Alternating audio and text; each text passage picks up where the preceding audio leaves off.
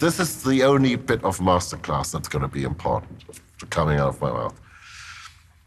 When you start on a project, you are working with the director. Everybody else is secondary noise. You and the director make a pact that you're going to do this movie together and you're going to do your utmost and your best to go and make his film great, even if it means you have to kill him sometimes. But your allegiance is with the director. And yes, what the producers say and what the studio says, and they're great comments, they're amazing comments usually. And you have to take them on board, and you want to take them on board, but you have to filter them and transform them into, is this helpful to the film the director is trying to make? Because I don't know how else to do it. Films aren't made by committee. It seems like it sometimes, but not really.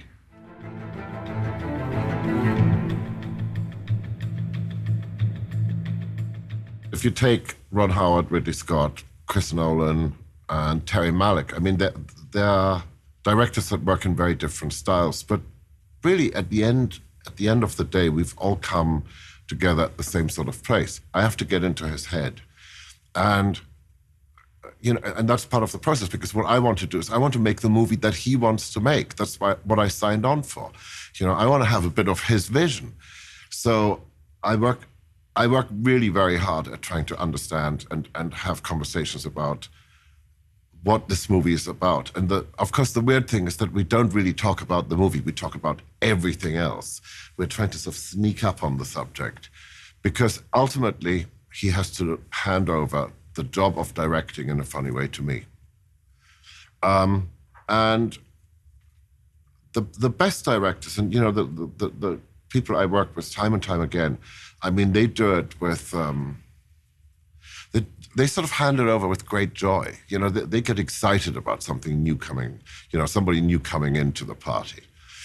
With Terry Malick, I mean, I spent a year before Terry went off to shoot Thin Red Line. We were just talking about art, we were talking about philosophy, we were talking about paintings. The thing we sort of agreed on really early on, I had read the script, and it was 198 pages, which is a lot of script. So I said to him, Terry, might it not be a really good idea if we never talked about the script anymore? We just talked about what we want to do with this script. What's the subtext? What are the other things we want to do? And we talked it was a year-long conversation. We talked a lot about church paintings, the way the light, in Baroque painting, hits through the cloud, that ray of light. I mean, and I think that's really what those conversations are, and that's what all those directors have in common. That the conversation is one where we're trying to learn from each other, and we're trying to learn from the movie. We're trying to get the movie to tell us how to make it.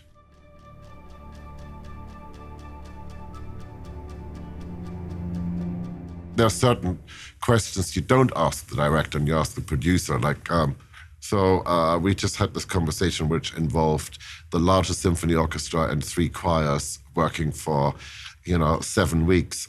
What's our budget on this? Oh, it's only 1 day of a string quartet? Okay, fine. Good that I know that now. Because you don't want to go and narrow the director's dreams by asking some of those hardcore questions. Just like he doesn't want to go and stop me by going, something, we're basically some miserable little low-budget production with a lack of imagination. Our producer is terrible. The studio doesn't care about us. But, can you just crank something out? So that's not the conversation to have. So reality is the enemy of, of imagination, or of, the dream we have. I mean, here's the thing. Nobody sets out to make a bad movie. Some movies, it doesn't matter how much talent and how many talented people are involved in it, they just derail themselves a bit. Because once you're working, once the movie is, once you're on that first day of shooting, it just propels itself forward and you just hang on for dear life most of the time.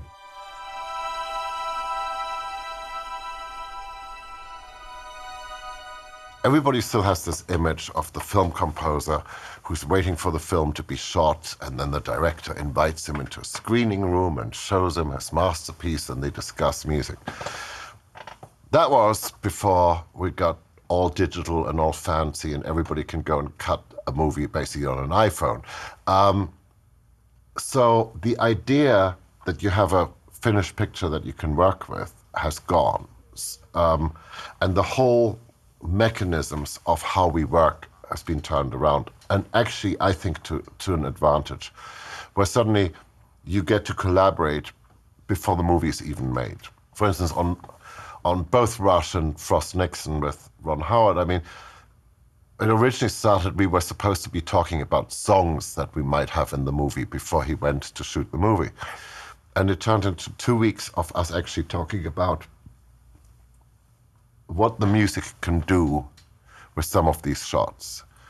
And it was actually really exciting seeing shots come in on dailies that actually were informed by this conversation about the music. It was, on the one hand, exciting, and on the other hand, it was terrifying, because now I had to actually deliver on this, the grand idea, oh, I can do this with this shot,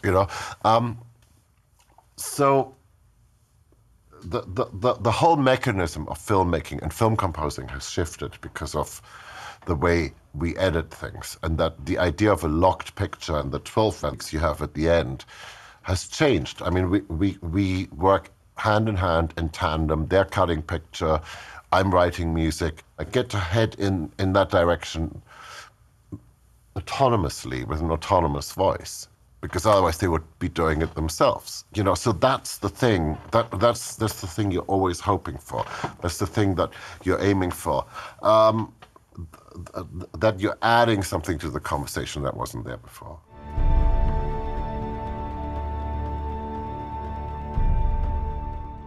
I know a couple of directors who go, sometimes it's quite nice, after everybody's asked me 1,000 questions, I just put the headphones on and I get a bit of Zimmer. It's like, it's not like I'm answering a question, but I reset the mood, because there's a mood in the piece, or there's a mood in the writing that just informs the way things can happen.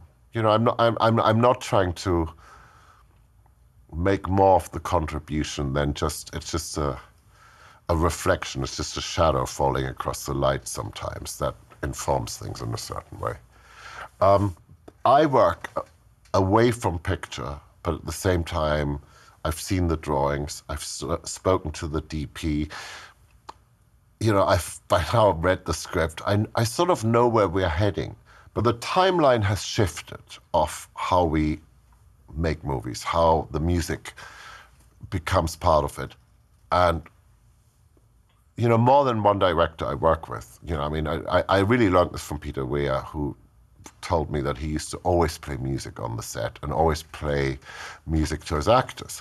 It sets the mood into a certain tempo. Peter sort of got me into this idea that it's actually quite nice to have music early so that he can play it on the set. And for instance, the way I work with Ron Howard is Frost Nixon, for instance, we met for 2 weeks before he even shot a single frame. We're just talking about the music, and we were coming up with things, and it sort of informs the way he gets to make the picture.